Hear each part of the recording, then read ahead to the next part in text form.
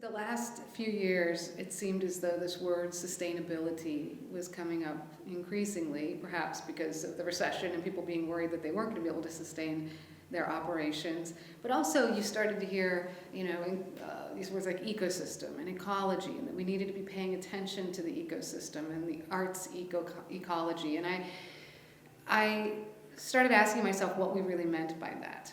And at the same time, there was also this sort of interesting supply-demand conversation that happened at one point, really spurred by a comment that Rocco Landesman had made at a convening, and questions about, if we have an overbuilt infrastructure, is it okay to suggest that maybe there are too many organizations? And people coming back and saying, look, there's no such thing as too much art, so move off of this. So these were the questions that were in my mind. One of the first things I did, because I'm not a sustainability expert, is I went and looked up the roots of the word. And it comes from the Latin sustenere. Sus is up, tenere is to hold, so to hold up.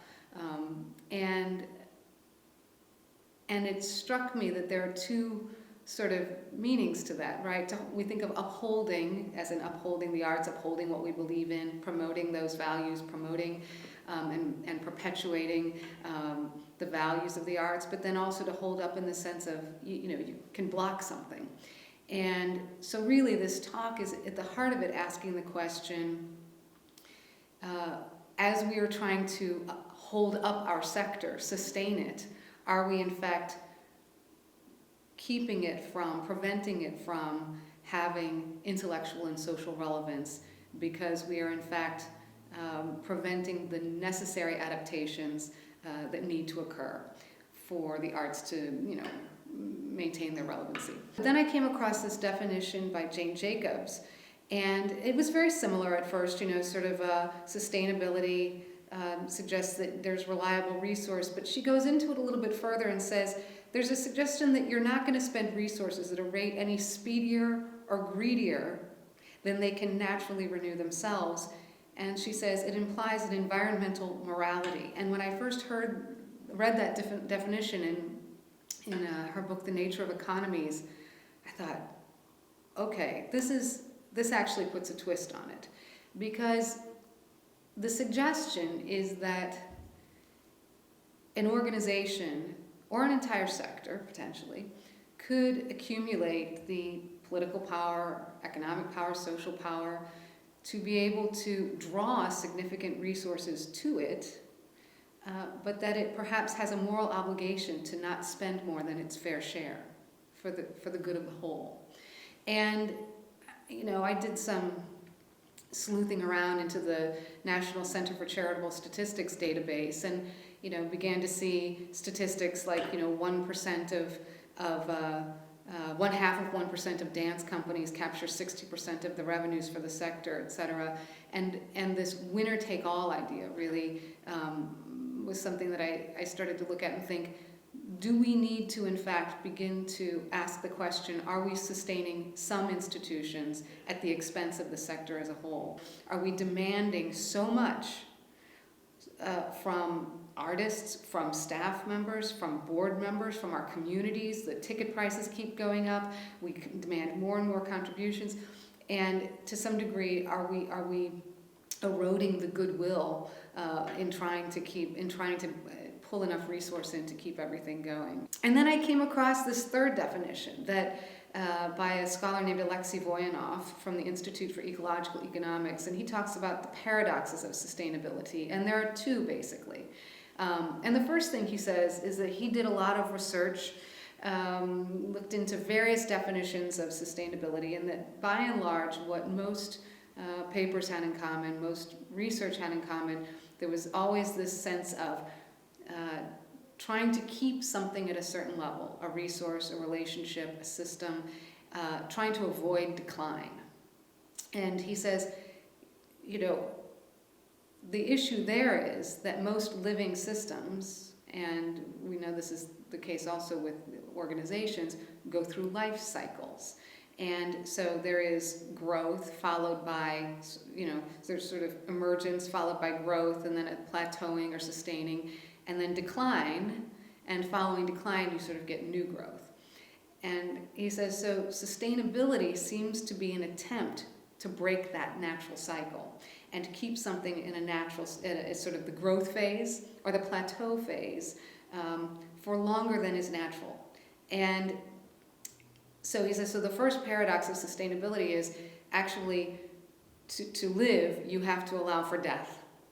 And that's a difficult concept for people who want to just keep organizations alive. The second paradox that he talks about has to do with the fact that there are multiple systems, hierarchies of systems. And so he says, you need to be careful about which level in the system you're trying to sustain. Because trying to sustain one level, you may be damaging, in fact, a higher level. And the easiest way to think about this, I think, is sort of like the forest fire analogy, which people often know, which is that forest fires naturally occur and burn down parts of the forest, and that keeps the entire forest ecosystem alive and healthy. If we went in and suddenly tried to prevent forest fires and keep parts of the forest living, we would, in fact, over time, damage the entire forest ecosystem, and everything would die, right? So out of this, I really try to ask the question, what perhaps are we trying to sustain that might otherwise be dying, need to die even, and what part of the system are we trying to sustain and why? And what I suspect is that, foundations, donors, leaders of arts organizations, etc., that we have this built-in logic that says to us that we must sustain the largest and oldest institutions and then sort of work our way down from there, but that it is the organizations themselves that need to be sustained. And that's really what the conversation's been about the last few years. How are we going to sustain all of this infrastructure?